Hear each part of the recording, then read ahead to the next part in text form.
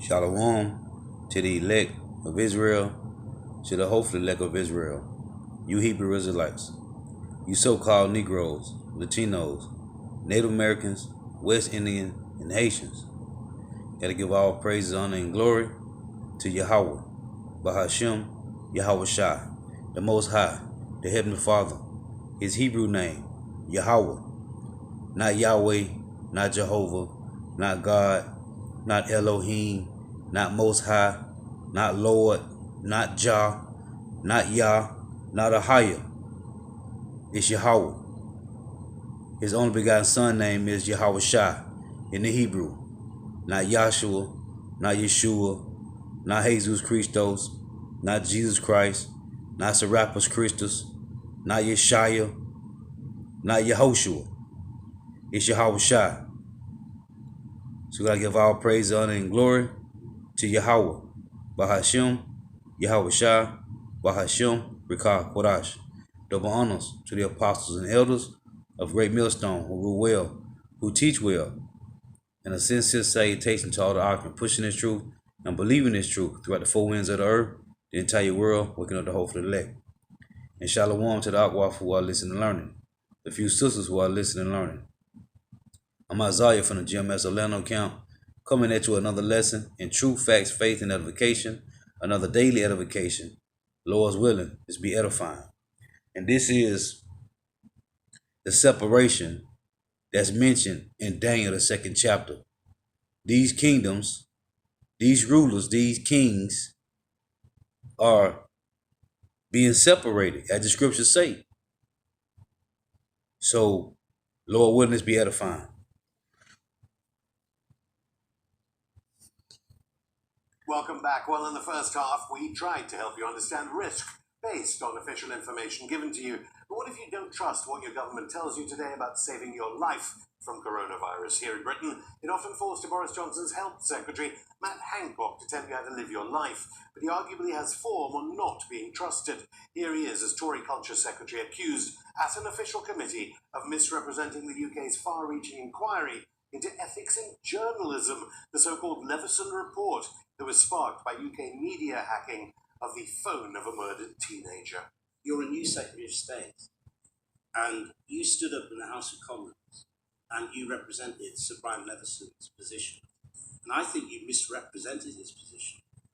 Well, and I've told you why, because Sir Brian Leveson fundamentally disagreed with the government's conclusion. Those aren't my words, that those are Sir Brian Leveson's words. So why should I believe you today?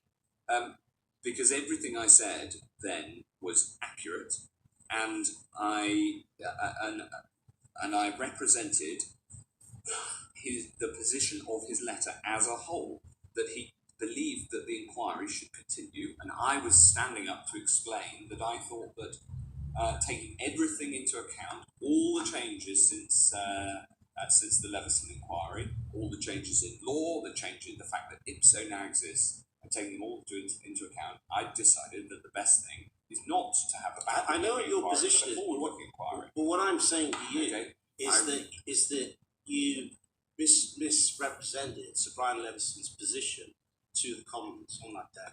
Well, that's your view. We're not going to come to agreement on it. I think I faithfully represented it as set out, as you read out, and but I understand. I can see that you would rather if I'd done it differently. Now, what I would rather would be that you were straightforward.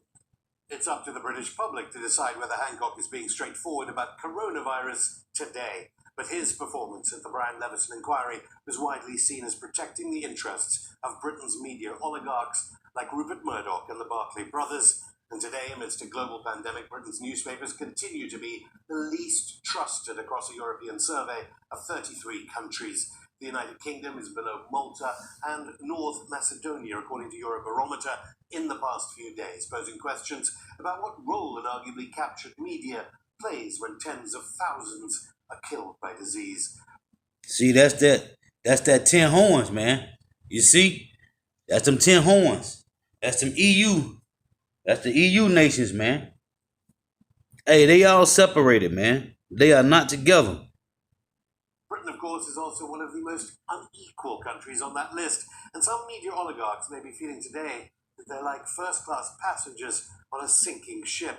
That's the title of a new book by New York sociologist Professor Richard Lackman, and I caught up with him to ask him about his book, subtitled Elite Politics and the Decline of Great Powers. And that's what's going on, man. It's a decline of the great powers, the so-called great powers, man. The Lord is bringing down the rulership of these proud princes. That's what's going on. I'm gonna read these precepts. I'm gonna play some more of this, and I'm gonna get these precepts. Richard, welcome to Going Underground. So tell me about the first-class passengers in the sinking ship. Okay, well, this is a book that tries to explain why it is that the United States is in decline, and I do it with historical comparisons to the two previous dominant powers, Britain and the Netherlands.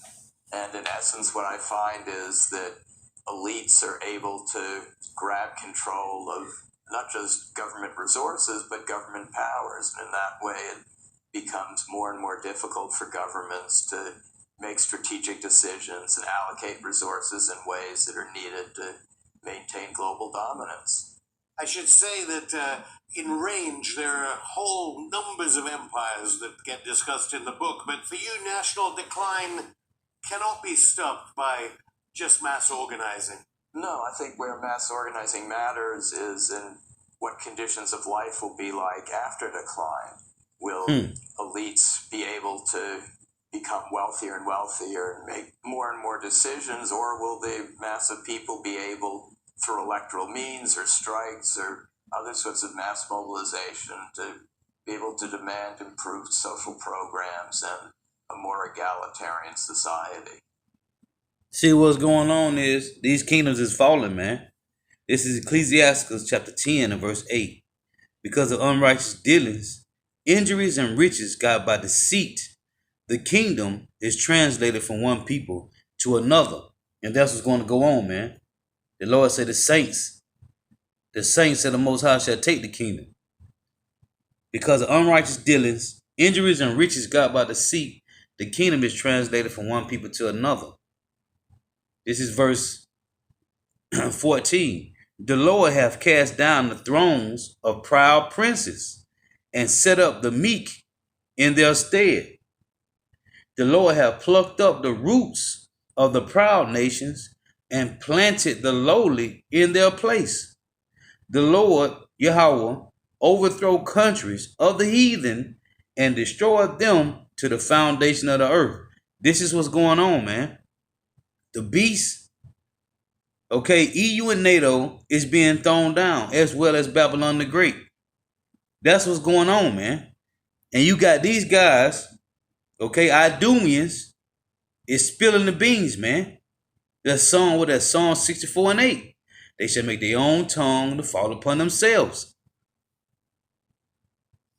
And with the debates between narrow elites controlling all policy within, say, the United States or Britain, is it a race then between climate change and the empire collapsing? And we know, like he just said, that's Job 9 and 24.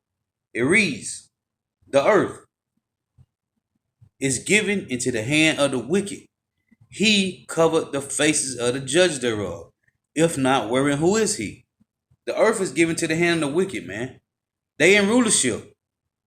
You heard what he just said. The elites, man. I think the empire is collapsing regardless of climate change, but... See? Isaiah 47 and 1. It reads, come down and sit in the dust, O virgin daughter of Babylon. Sit on the ground, there is no throne, O daughter of the Chaldeans, for thou shalt no more be called tender and delicate.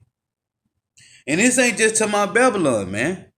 Everybody that's in cahoots with Babylon the Great shall be cast down. As I just read in Ecclesiastes. Read it one more time. Ecclesiastes chapter 10 and 14. The Lord Yahweh have cast down the thrones of proud princes and set up the meek in their stead. And we know the meek is talking about you Negro, you so-called Negro, Latino, Native American, West Indian, Haitians. The 144,000 under Yahushua. The Lord Yahweh have plucked up the roots of the proud nations and planted the lowly in their place.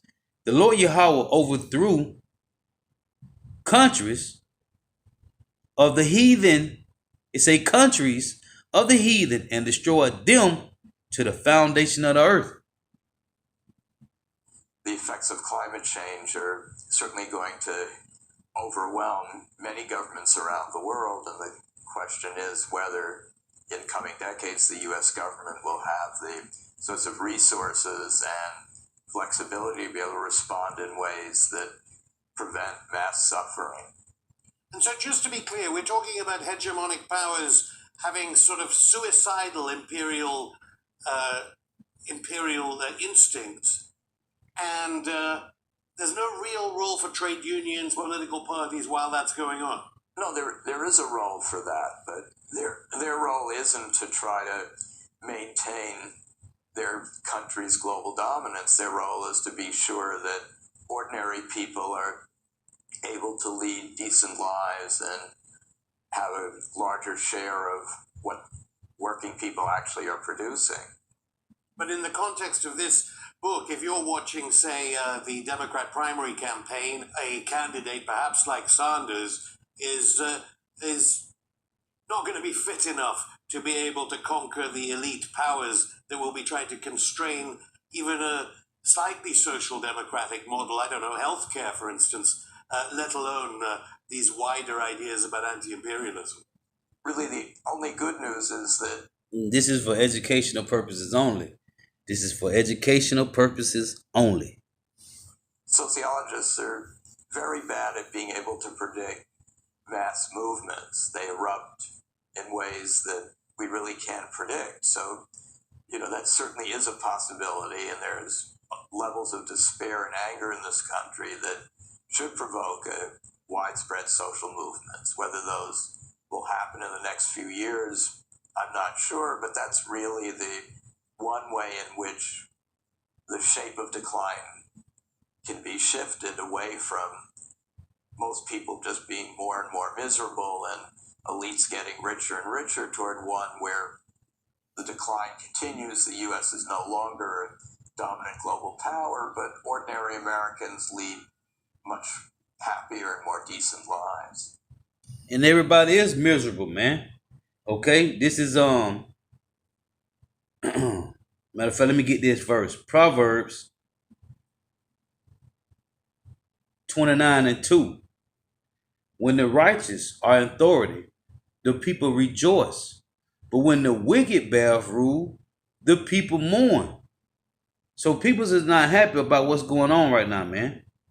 Everybody is miserable, man. Because who's in rulership? The wicked.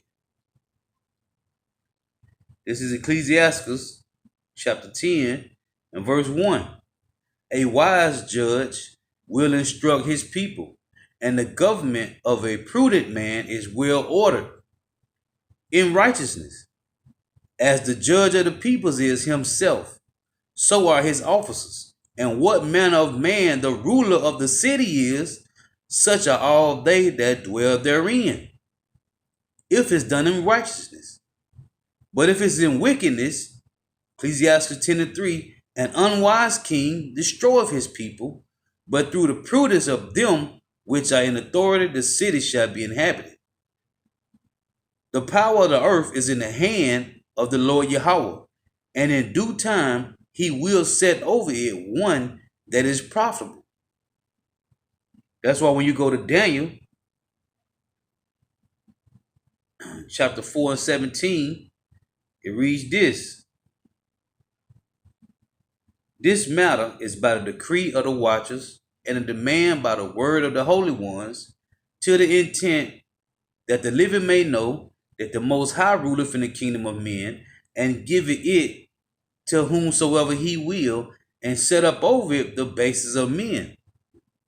The Lord set up these nations, starting with Esau, Edom, they whole way of life is to deceive and destroy, man. They are the harbingers of death. That's what they do. The scriptures say in Romans 9:22, they are the vessels of wrath fitted for destruction. And what do? They destroy nations, man. He gathered to him all people. Matter of fact, let's read that. Habakkuk 2 and verse 5. Yeah, also because he transgressed by wine, his philosophies, his policies, his legislation, his democracy, his way of life. He is a proud man, neither keepeth at home, who enlargeth his desire as hell, the whole world, and is as deaf, and cannot be satisfied, but gather unto him all nations, and heapeth unto him all people. When you go to Psalms 83, these nations sit at the seat of the elites, man. Psalms 83 and 2, for lo, thine enemies make a tumult, the enemies of the heavenly Father Yahweh, and they that hate thee have lifted up their head. They have taken crafty counsel against thy people and consulted against thy hidden ones. The hidden ones are who? The Israelites, because we are not known in the streets. Tell you that in Lamentation. We are not known in the streets. We are not known, period. We are known as Negro, Latino, Native American, West Indian Haitians. Spick, spooks, porch monkeys, wetback savages. They have taken crafty counsel against thy people and consulted against thy hidden ones. They have said, come and let us cut them off from being a nation, that the name of Israel may be no more in remembrance. For they have consulted together, that's a buzzword, they have consulted together with one consent.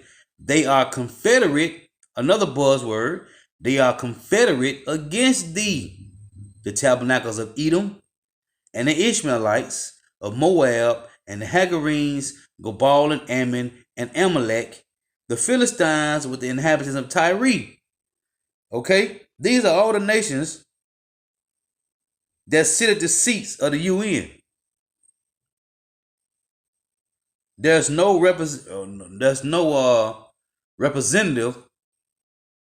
for the so-called Negro, Latino, Native American, West Indian Haitians at the UN, man. That's not a seat for the Israelites at the UN. Why? Because these nations have consulted together. They are confederate against you, Negro, Latino, Native Americans, West Indian Haitians. What the Lord is doing, He's bringing this council to naught, man.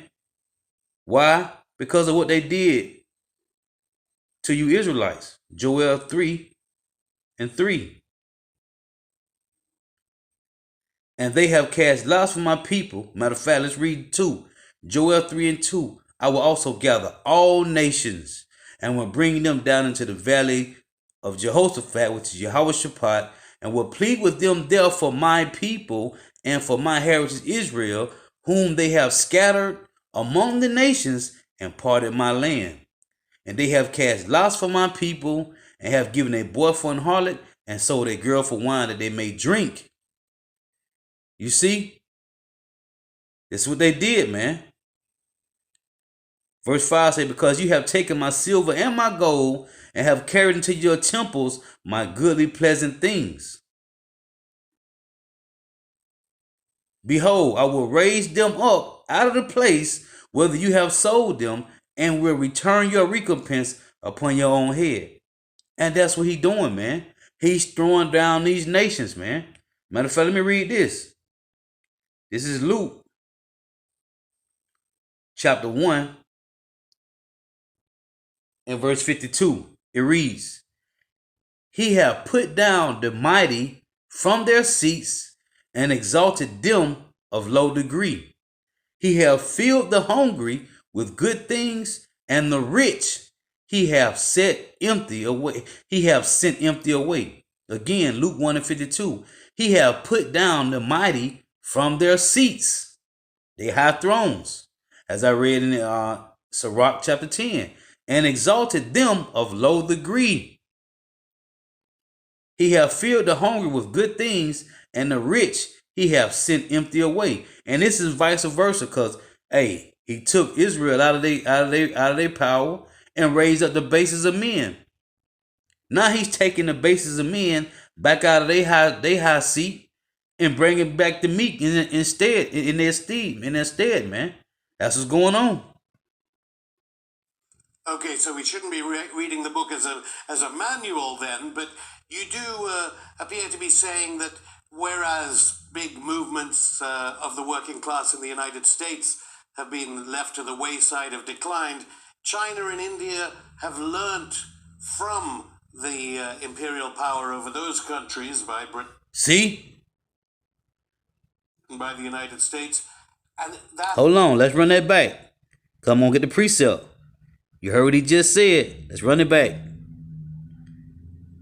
Side of declined, China and India have learnt from the imperial power over those countries by Britain, by the United States. See that? We know Britain when you read Jeremiah chapter 50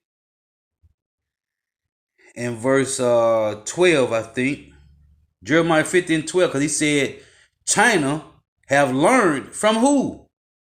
North America and Great Britain. Jeremiah 50 and 12, your mother shall be sore confounded. She that bare you shall be ashamed. Talking about Great Britain. So, and what he's saying is all scripture, man. 2nd Ezra 15 and 46. Because Asia, China, they learned from Babylon the Great. Because who was in rulership, man? Babylon the Great. 2nd Ezra 15 and 46. And thou, Asia, that art partaker of the hope of Babylon, and art the glory of her person. We was going into this last night at camp, man. After camp, me and the brother. Everything that China learned from Babylon the Great, man. Okay? They learned how to make everything, man, from Babylon the Great. It's going to go into it. 2nd Ezra 15 and 46. And thou, Asia, that art partaker of the hope of Babylon, and art the glory of her person, woe be unto thee, thou wretch, because thou hast made thyself like unto her, and hast decked thy daughters in whoredom, that they may please and glory in thy lovers, which have always desired to commit whoredom with thee.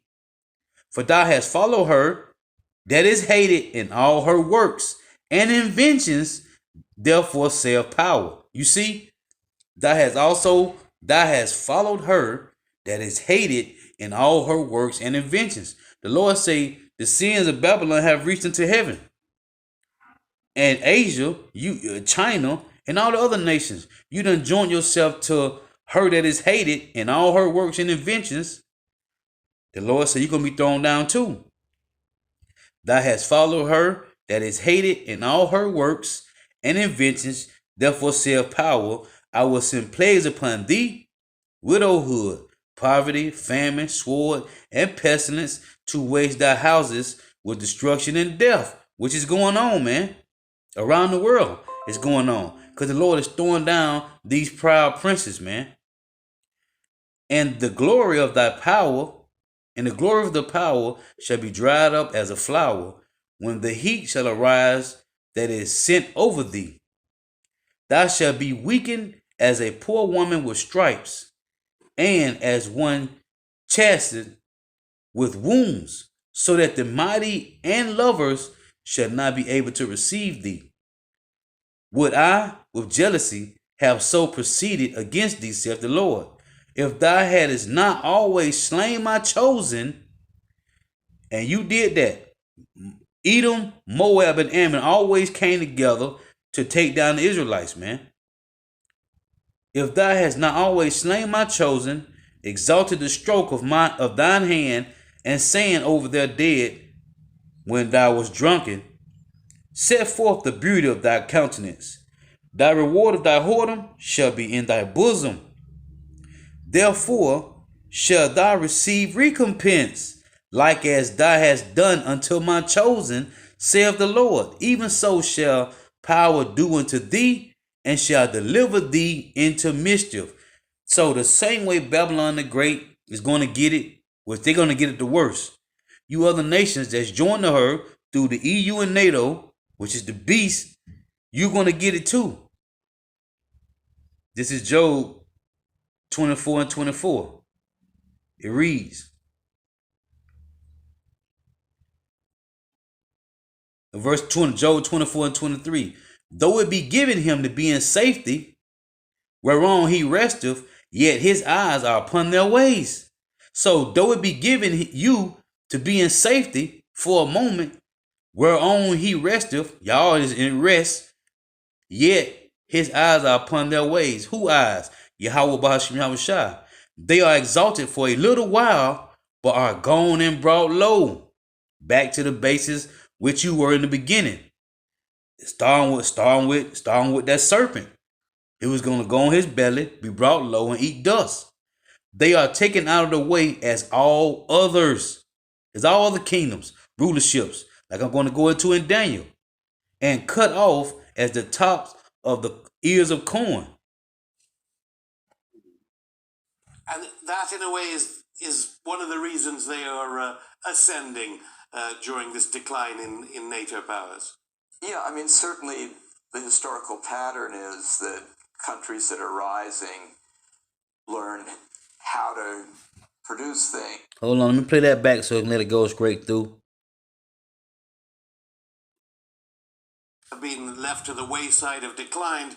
China and India have learnt from the imperial power over those countries by Britain, by the United States, and that, in a way, is one of the reasons they are ascending during this decline in NATO powers.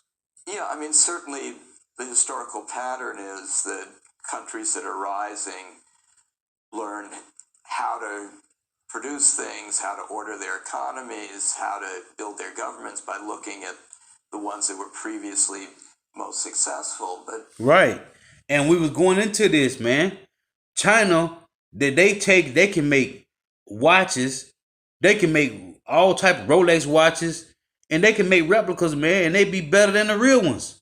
They can make Jordans and look better than the real Jordans. They can make all these Gucci and Prada and Louis purses, all these different high end clotheslines, man, and they can make them better than the originals, man. China is good at that, man, and you see they going into how China is becoming that superpower, man. They look at the computers and they make them better, man. They look at the phones and they make them better, man. This is the chessboard of the Lord, man. And he moving these pieces beautifully. I think we're at a real turning point in global history, that over the past 500 years of capitalism, when one dominant power lost control, there was then a struggle among a couple of rising ones, and then one won out and became the new dominant power. See, this is Daniel. This is Daniel chapter 2 and verse 39. You see, man, they be speaking all prophecy, man, and they don't even know it. This is Daniel 2 and 39. And after thee shall arise another kingdom inferior to thee, which is talking about the Medo and Persian Empire, and another third kingdom of brass, which is Greek Alexander, which shall bear rule over all the earth. And the fourth kingdom shall be strong as iron, Roman Empire, as iron breaketh in pieces and subdue all things, and as iron that breaketh all these, shall it break in pieces and bruise. And whereas thou sawest the feet and the toes, part of potter's clay and part of iron, the kingdom shall be divided, but there shall be in it of strength of the iron, for as much as thou sawest the iron mixed with miry clay. And as the toes of the feet were part of iron and part of clay, so the kingdom shall be partly strong and partly broken. Meaning they're going to be joined. This is the EU and NATO with the woman, with the harlot that sits on the scarlet-colored beast, and the beast, which is EU and NATO. And whereas thou sawest iron mixed with miry clay, they shall mingle themselves with the seeds of men. To my the Job 9 and 24s, they shall mingle themselves with the seeds of men, but they shall not cleave one to another. That's why it's a separation now, man. Even as iron is not mixed with miry clay. So now it's a separation. Why? Because this is the Lord doing it, man. In the days of these kings shall the power of heaven set up a kingdom which shall never be destroyed. And that's what's happening, man. The Lord is transitioning the kingdom from one people to another. And the kingdom shall not be left to other people, but it shall break in pieces and consume all these kingdoms, and it shall stand forever. For as much as thou sawest the stone was cut out of the mountain without hands, which just represent Yahushua, that it break in pieces the iron, the brass, the clay, the silver, and the gold, the great power have made known to the king what shall come to pass hereafter. You see? And what's come to pass is the Heavenly Father Yahweh is establishing his son Yahushua kingdom on earth, man. And for that to happen, all the kingdoms of the earth have to go down. That's why I tell you in Revelation 19 that Yahushua had on his head many crowns, man. Meaning he conquered all the kings of the earth. And that's what's going on. Let me read this. This is Daniel chapter 7 and verse 17. These great beasts, which are four kings which shall rise out of the earth. But the saints of the Most High shall take the kingdom and possess the kingdom forever, even forever and ever. Then I would know the truth of the four beasts, which was diverse from all the others, exceedingly dreadful, whose teeth were of iron, and his nails of brass, which devoured, break in pieces, and stamped the residue with his feet. Roman Empire, right? And the 10 horns that were in his head, and of the other which came up, and before whom 3 fell, which was British, French, and the Spanish. Even of that horn that had eyes, and that horn that took up those 3, that's talking about North America, man. Even of that horn that had eyes, and a mouth that spake very great things, whose look was more stout than his fellows. I beheld, and the same horn made war with the saints, and prevailed against them. Verse 23. Thus he said, the 4th beast should be the 4th kingdom upon earth, the Roman Empire, which shall be diverse from all kingdoms, and shall devour the whole earth, and shall tread it down and break it in pieces. And the 10 horns out of this kingdom are 10 kings that shall arise, and another, which is EU, and another shall arise after them, and he shall be diverse from the first, and he shall subdue 3 kings. Okay, going into British, French, and Spanish, to my North America.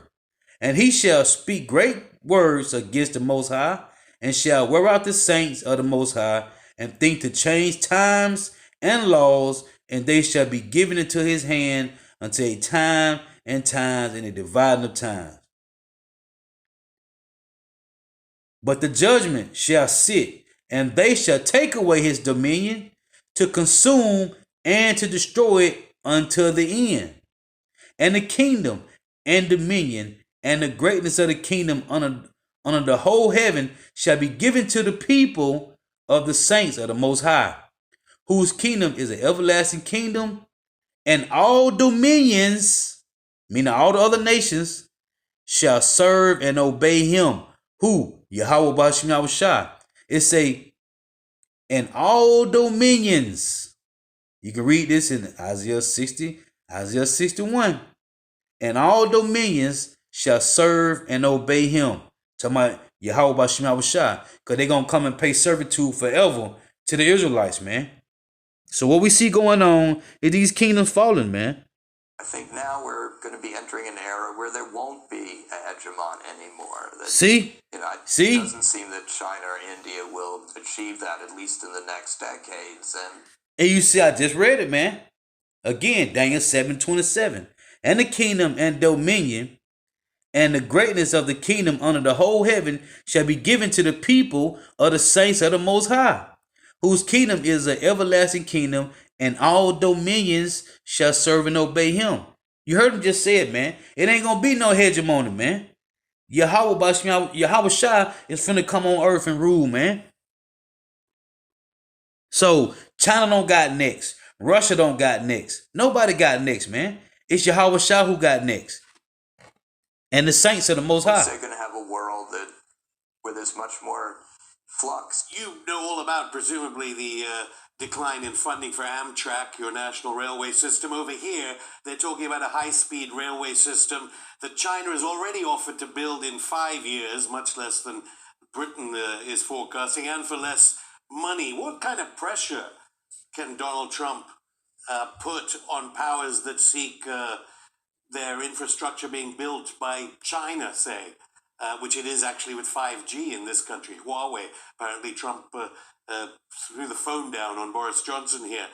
Can the United States try and prevent infrastructure projects being built by the perhaps future hegemons like China?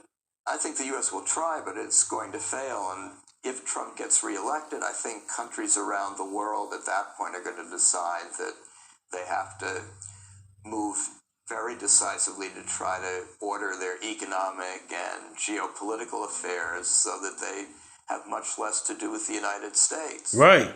You know, when Bush was first elected and invaded Iraq, I think many people around the world thought this was just a fluke.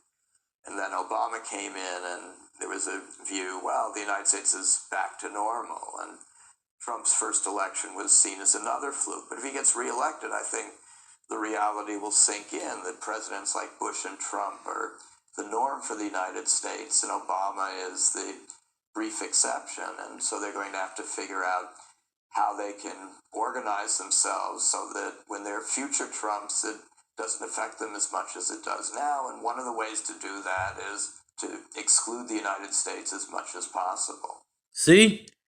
And we keep telling you, man, over and over. This is Daniel 2:43. And whereas thou sawest iron mixed with miry clay, they shall mingle themselves with the seed of men, but they shall not cleave one to another, even as iron is not mixed with clay, man. These nations is tired of North America, Babylon the Great, being the bully, man. They sick of them. And they're separating from them, man. This is Jeremiah 51:7. Babylon had been a golden cup in the Lord's hand that made all the earth drunken. The nations have drunken of her wine. Therefore, the nations are mad, man. These nations is pissed off with Babylon. They sick of them, man. Okay? They tired of them. Obadiah 1:7, which we always bringing out, man. All the men of that confederacy, and I read that in Psalms 83, the men that are at confederacy with the rulers of the earth. All the men of that confederacy have brought thee even to the border. That mean to go to war, man. You're going to have to fight, man. They're going to bring you to the border to fight. The men that were at peace with thee, that's joined to your EU and NATO through the UN, have deceived thee and prevailed against thee. They that eat thy bread have laid a wound under thee. There is none understanding in him, man. Okay, there's no understanding in you people, man. You Job 9:24s. They shall mingle themselves with the seed of men, but they will not cleave one to another. It's a separation, man. The same way the Lord put a separation between the Israelites and the Edomites, the Lord put a separation between the Edomites and all the other heathen nations, man. It's a separation, man. Okay, they will mingle, but they will not cleave, man. Although, of course, Obama was a wartime president, as seen by certainly most of the global South. How does the media play into your thesis about elite power then? Well, in two ways. I mean, one, the media are very narrowly owned in the United States, and with the end of the New Deal regulatory system where you have the fairness doctrine and limits in how many stations could be owned by any one company, that you have a move away from media that are locally based and have to give air to a variety of views to these sorts of ideological networks like Fox that can have stations covering the entire United States and just present a single party line without having to offer alternate viewpoints. And so between that and a couple of companies dominating the internet, people are on a day-to-day basis exposed to much narrower points of view that are much more open to manipulation. And so it makes it harder to have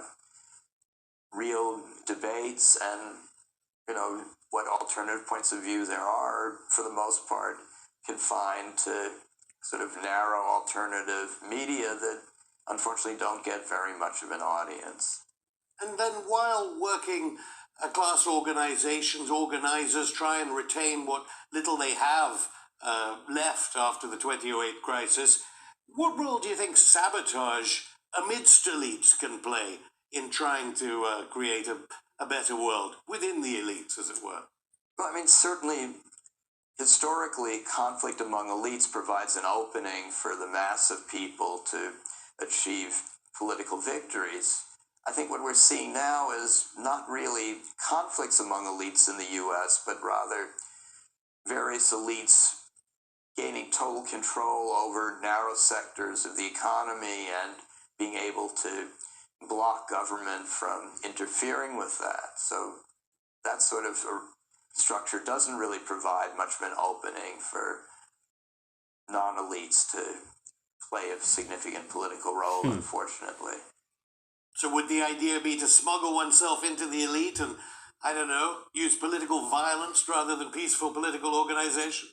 I don't think that's going to help very much. And historically in the U.S., when there's been violence from below, anarchist violence, anti-war violence in the 1960s, that's backfired and has led to a turn to the right. So that has never been a successful strategy. I think the only thing that can be done is to make the effort to try to organize, however hard it is. And probably the best place to put that in is in trying to rebuild unions. That would be the probably most effective strategy in the United States now.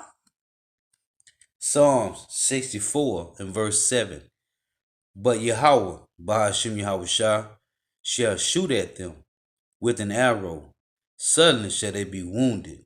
So they shall make their own tongue to fall upon themselves. All that see them shall flee away. You see? And these nations is fleeing, man. They are separating themselves from Babylon the Great, man. That's what's going on. And we see it every day, man. We see it in the news every day. We see it with world news, man. And we filter it through the scriptures, man. Everything this guy was speaking about is all in the scriptures, and I brought the scriptures out, man. And there's many more. Okay? Many more, man. How was Jeremiah 50? How is the hammer of the whole earth broken and cut asunder, man? Because the Lord. As a matter of fact, let me close with that.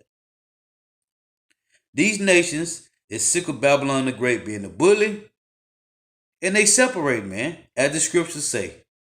Jeremiah 50 and 23. How is the hammer of the whole earth cut asunder and broken? How is Babylon become a desolation among the nations, which we see? The Lord Yahweh say, verse 24, I have laid a snare for thee, and thou art also taken, O Babylon, and thou was not aware. Thou art found and also caught, because thou hast striven against the Lord Yahweh, Bahashim Yahweh Shai, man. I want to play this too, a little bit of this.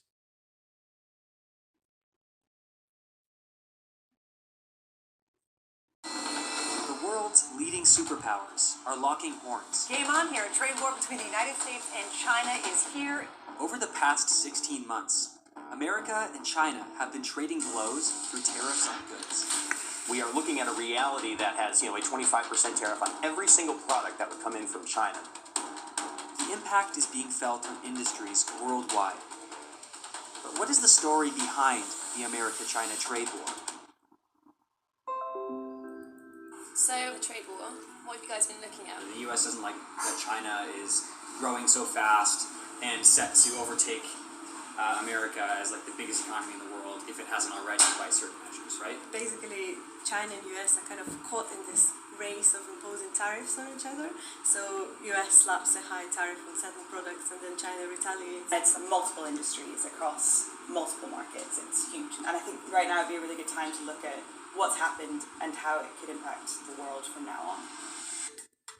At The Economist, we've been covering the trade war extensively. Sumaya Keynes is our trade and globalization editor, based in Washington, D.C. How did this whole trade war kick off? How did this whole trade war start? For a long time, there have been frustrations that past American administrations had with the Chinese. On the 2016 presidential campaign trail, you started to see some really tough rhetoric. We can't continue to allow China to rape our country, and that's what they're doing. And so he gets into office, his United States trade representative, that's the kind of official trade negotiator, they're working on this big report. So they're essentially investigating China's economic practices. Essentially, the question they're asking is, has China done anything that would frustrate America's economic interests? And they find, surprise, surprise, yes. How long a history is there of these complaints the U.S. has about China? These concerns go back for a really long time. And I think to understand them properly, you really need to go way back to the expectations that people had when China was thinking about entering the World Trade Organization. China's economic rise has been dramatic. In 1978, China's GDP at market prices was just 6% of America's. Last year, it had grown to 66%. When considering local spending power, China has already overtaken America. This unprecedented growth began with Deng Xiaoping. He started opening up China's economy to the world in 1978, and the country quickly became the world's factory. Over the next decade, exports as a share of GDP tripled, and by 1988, 15% of China's exports went to America. The World Trade Organization opened its doors to China in 2001, and it was America that ushered it in. Bringing China into the WTO is a win-win decision. It will protect our prosperity, and it will promote the right kind of change in China. After joining the WTO, China became an economic superpower. But people had expected the country to also become more like a Western capitalist economy. That didn't happen. America now claims that China achieved its growth by not playing fair. Are those claims justified?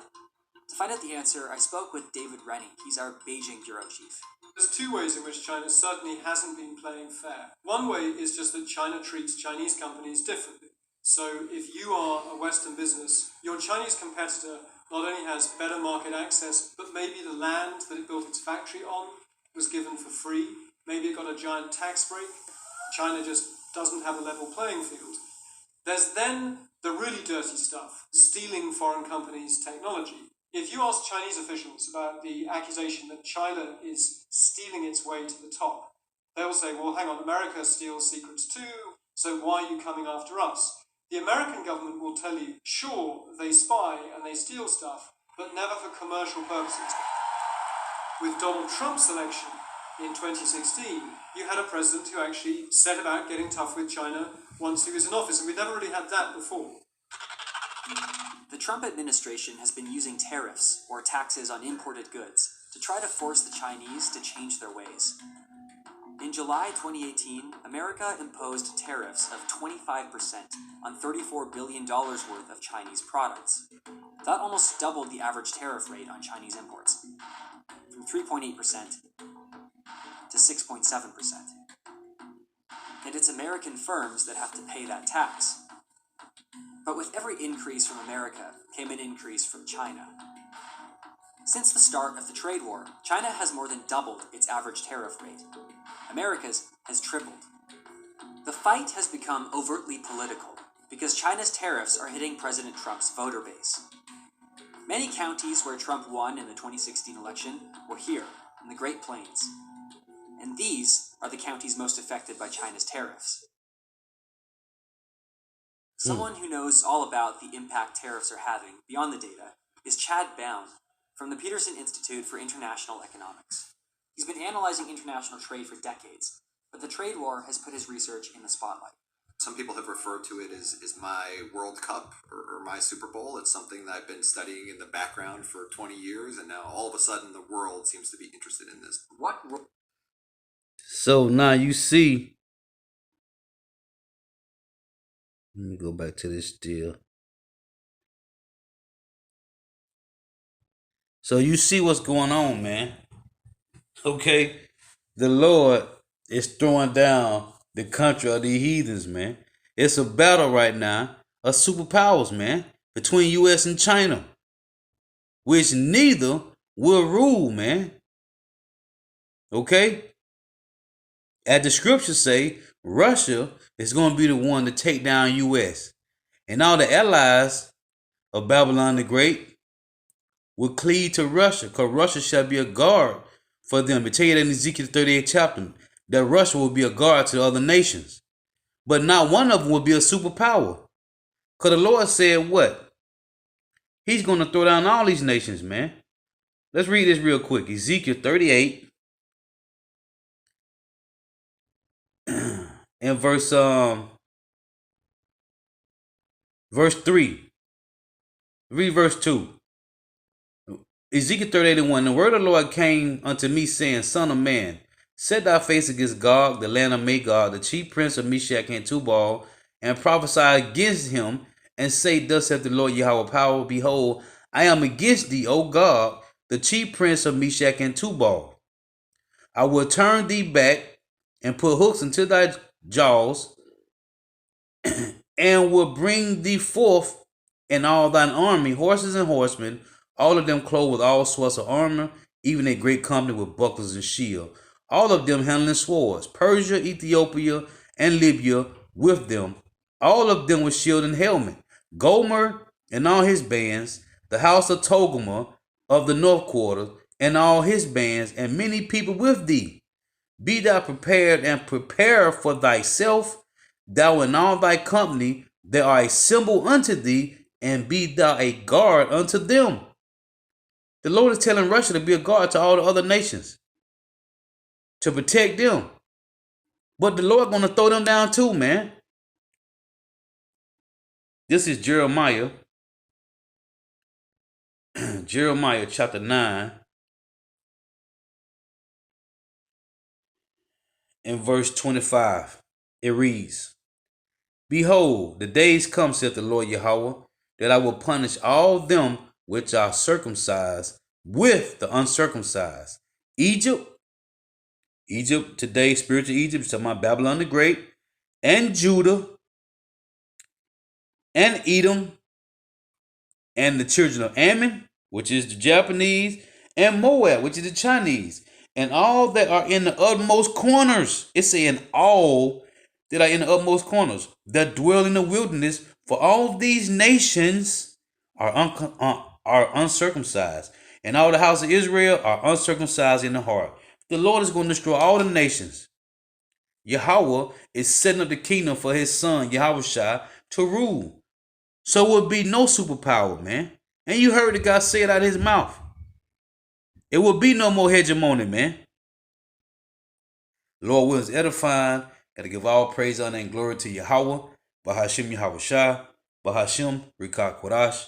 Double honors to the apostles and elders of Great Millstone, rule well, who teach well, and a sincere salutation to all the octave, pushing this truth and believing this truth with the four winds of the earth, the entire world, waking up the hopeful elect.